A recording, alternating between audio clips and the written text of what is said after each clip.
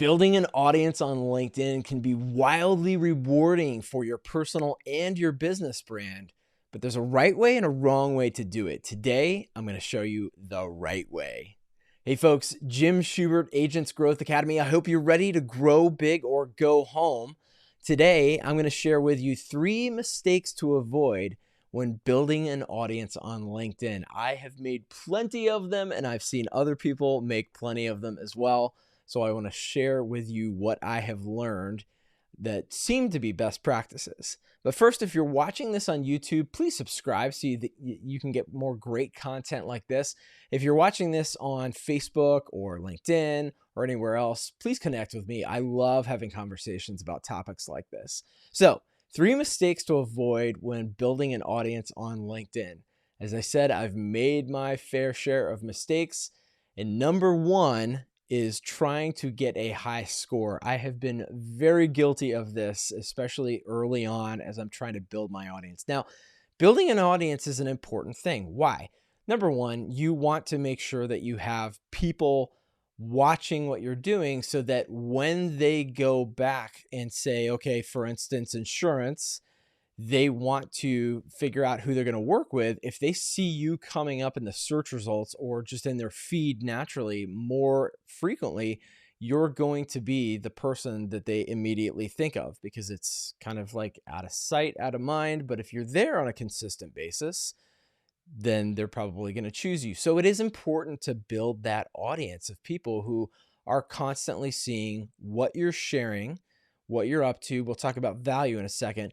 But trying to get a high score for the sake of just building numbers, it ain't it. That's not where it's at, folks. I'm going to date myself here. This isn't about Galaga, okay? It's not like you're trying to get a high score, in whatever your favorite video game of choice is.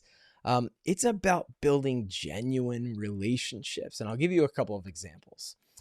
Gabe O, my buddy Gabe, if he's out there listening, and a lot of people know Gabe, he reached out to me a few years ago when I had a different podcast, and there you go, right? I had kind of a consistent effort there of putting out content on a regular basis. So Gabe found me. He knew I was a fellow agency owner, and he had some questions for me. And so he booked some time with me. We spent about a half an hour or so, had great conversations. Now, fast forward like 8 years, I'm embarrassed to say that I had almost forgotten that he had done that. And when we reconnected for the podcast, he reminded me of that. But because we had kind of hit it off at first, even though 8 years had gone by and I had almost forgotten that we had had that conversation, he still loved having a conversation with me. I think I loved having a conversation with him. No, I actually know, because he and I have talked frequently since then. And what a beautiful thing. We developed a genuine relationship, and he and I have actually talked through some pretty meaty things as fellow agency owners. Kim Beach is another person that comes to mind. I don't even remember how Kim and I first connected, but we were just seeing each other. I think I may have reached out to her from the same kind of, consistency that she was having, posting things. And I think I just said, hey, Kim, I love what you're doing. I'd love to have you on the show to talk about, how you're using video in your, social media, in your branding and everything, and marketing. And so it's about building those genuine relationships. We had, probably an hour-long conversation at first, and then we got on the podcast and talked for another hour, and we're able to share some real great value with other people in the industry. So if you apply this to, working with prospective clients, right? It's not about getting that high score and trying to get as many numbers in front of you as it is people. Remember, you think about it this way, folks, okay?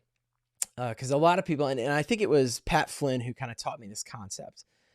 If you think about what 10 people in an actual room looks like just visualize that.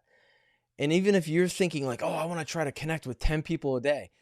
Okay, that's fine.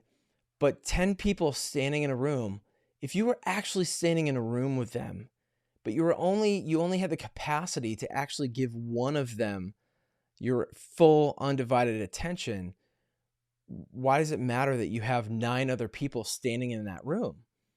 Right? So go after having genuine relationships first, and I guarantee you they will blossom into more than you could have imagined. Case in point, so many people that I've talked to after building some quick but genuine relationships, we end up asking each other, how can I serve you? Is there something that I can do for you? Or maybe it comes out naturally in conversation where I'll just start talking about a problem I'm having, or they're talking about a problem they're having because we're building trust. They're being vulnerable. And out of those things, we start to say, oh, I've got somebody who's actually pretty good at solving that problem. Would you be open to me connecting you with them? Well, then you've got another connection. And yeah, it's another number, but it's a more genuine connection. It's a connection that has a lot more value. So I know it's tempting to think about the numbers, but just don't do it. One of my favorite movies to illustrate this point before I move on to the next one is a great movie that really doesn't get a lot of exposure or credit, but it's called Ron's Gone Wrong, Ron with an R.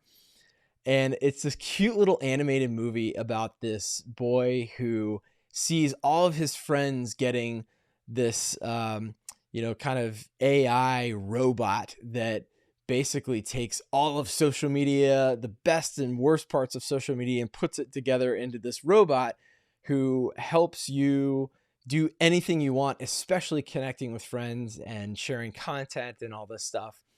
And I won't spoil the movie, but at one point in the movie, the robot is on a mission to help Ron get friends because Ron's kind of awkward and socially awkward, and he's not really good at making friends. So the robot gets these like stickers or flyers and just starts rolling around the street, like slapping them on people going, friend request, friend request, friend request. And it's so funny because that's not how you build genuine relationships. It's just like numbers, right? So great movie. Check it out, by the way. But number one, don't try to get that high score. Okay. Number two, on mistakes to avoid when building an audience on LinkedIn, trying to sell instead of providing value first. Holy cow, I get blitzed, and I'm sure you do too, especially if you're on LinkedIn, with people who are constantly messaging me that I have no prior relationship with, no idea who they are. They don't reference typically anyone that I know to try to get their foot in the door and build that, kind of like, oh, we have a similar connection kind of thing. But I end up just getting people who are constantly spamming me with, hey, you should, or hey, I think you should, or it has nothing to do. They have no idea what problems I'm facing. They're not adding value. All they want me to do is to consider their product, right? From the very get-go. No attempt at making any kind of relationship. And I know who these people are. If you look in your messages right now, you can scan through and go, oh yeah, I get a ton of that. Folks, Autobots suck and they provide no value, right? When you make a connection with somebody that sent you a request and then you immediately get back this like spam, hey, I need you to go check this out. I think you need this. I know you need this. You don't know what I need, right? I have provided, by the way, a great resource. I think it's great because really it's not, yes, I conglomerated it, but some folks in the industry who are doing a really good job of providing value first, which is really the solution here. Find out what people's pain points are, and you can find all kinds of information about them from, LinkedIn to Facebook and Twitter and wherever else to find out what their pain points are, or maybe to take a stab at it and then offer help or maybe even a connection who could help, right? But I've put together kind of a cheat sheet for you that you can grab over at agentsgrowthacademy.com/value, which is going to allow you to download for free a cheat sheet called 5 Ways to Provide Value Before Asking for Anything in Return. There's some great examples of people in our industry, independent agents, who are doing this very thing, and they're doing it in some pretty creative ways. So I wanted to put that together for you. So agentsgrowthacademy.com/value to get that. But it is really all about providing value first. And yeah, you may need to just send somebody a connection request and then just kind of let it sit. And then maybe watch, what are they posting about? What problems can you pull out from what you're seeing? I can almost guarantee you can find something. There's a great book that I'm reading right now. Actually, I've already finished it, but it's called Save Your Asks by Tuff. And essentially in the book, what he talks about is don't go in for the ask, right? So soon. And it's exactly what I'm talking about. You got to provide value first. And he would argue, like, provide value like 20, 30 times over before you even ask for anything. Okay. But one of the concepts that he has in this book is the race to the middle. I love this concept because if you think about it, anytime you've gone to a party or anything, any kind of social gathering where you're meeting someone for the first time, what do we all do? We try very quickly, and oftentimes we'll start with location. Hey, do you live nearby, or did you grow up here? We're trying to find some kind of commonality. We're dancing kind of on the outer circle. And then maybe we move to, do you have kids? And the circles kind of, start to close in. Where are your kids in school? Where did you go to school? Like whatever, it's this race to the middle to find common ground. It's no different on LinkedIn. I'm telling you, it's no different. I think people have this idea that just because it's social media, they can get away with all kinds of stuff that you would never do in real life, right? Would you ever walk up to somebody and say, hi, my name is Jim, and I think you need this because this is what I do, and you really need this, and blah, blah, blah, blah, blah, blah, blah, that they have in their spam message in LinkedIn? If you did that in real life, people would walk away, throw water in your face, whatever it is. It's no different on LinkedIn, people. We are all people. We're humans. So you've got to think about it in those terms, okay? Finally, number 3 of mistakes to avoid when building an audience on LinkedIn: not following up and keeping in touch. Going back to the people aspect of this, and this being no different than real life.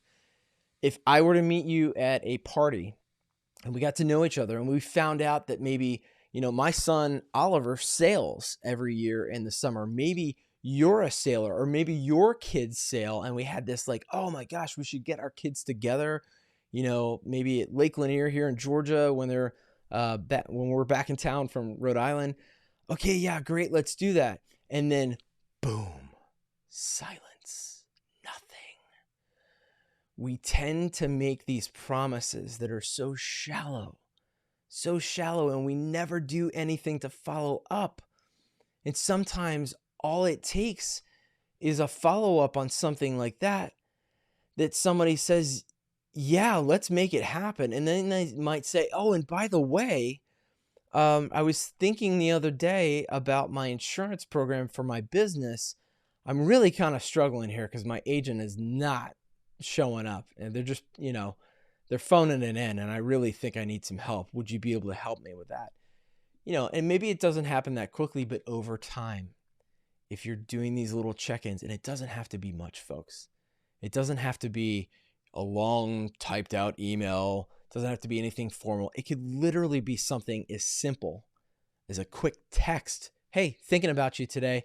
Saw a sailboat being towed down the road and made me think of you guys. What's up? How's it going? Whatever it is, whatever that commonality, that race to the middle, those things that you discover during that race to the middle, what are those things that you can just kind of like drip on people? Somebody does a great job of this.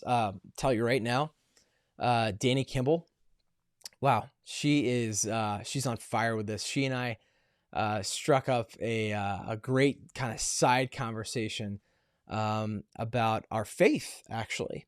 And she occasionally will send me some great podcasts of priests that she loves to listen to. And I've, similarly sent some things back to her. I think if I haven't, I need to, but she's so good at doing that follow-up. She's mastered it, right? So, and it also has to come from a place of actually being genuine. Don't fake this part, okay? Following up and keeping in touch. If you go into this building an audience, it's really not building an audience, folks, at all. It's about building relationships. And if you think about it that way, you will get far more value out of what you're doing on LinkedIn or any platform for that matter. This is actually real life, so act like it. A couple tools that you can use for this. One is simple. It's just a calendar, right? If you use Google or Outlook, whatever it is, put something on there. Maybe make it a recurring event. Check in with Danny, check in with Gabe, check in with Kim, whatever.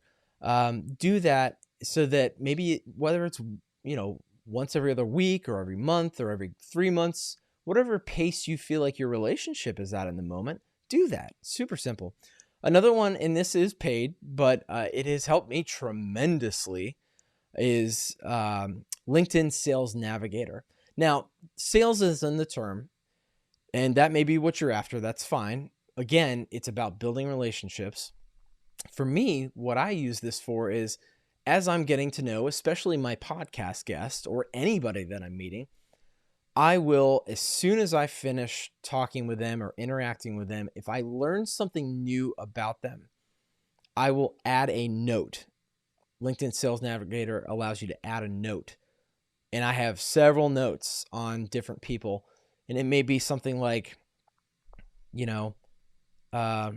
Gabe O is a pilot, right? That's something that I've kind of burned in my memory now. And through conversations, he and I have had that. But at first, I didn't know that about him, so I made that little note, and I've remembered that, right? Or whatever it is, my relationship with Danny in terms of our commonalities and our faith, right? Things like this, or maybe a podcast she sent me from a particular priest or whatever it was, so that I can continue to engage, because we meet so many people. And if you're good at this, you're going to start to really build your relationships. Let's stop calling it audience altogether, right? But your relationships. And it's going to be hard to keep track of who did what and all this stuff. And I know my brain is kind of scatterbrained. So just consider something like Sales Navigator, or you could use a free tool, even Google Notes or whatever it is, OneNote, something like that. Something where you can organize it. The thing I liked about LinkedIn Sales Navigator is because it is connected to LinkedIn. And so it's easy to find those people. And the notes that you made about them. So let's recap real quick. 3 mistakes to avoid when building an audience on LinkedIn. Number 1, trying to get a high score. Don't do it. It's not about the high score. It's about building genuine relationships. Number 2, trying to sell instead of providing value first. It's all about providing value. You've got to find ways to connect genuinely with people. Give 30 times over, like Chris Tuff says, before you ask for anything. And then finally, not following up and keeping in touch. Have a system. Have a system to help you remember who these wonderful, amazing, fantastic human beings are that you're building wonderful, long-lasting relationships with. Folks, I hope this has helped you. If it has, please, as I said before, if you're watching this on YouTube, subscribe, like, share, whatever platform you're on. Until next time, folks, go big. Grow big. Yeah, grow big. Or go home. Be well.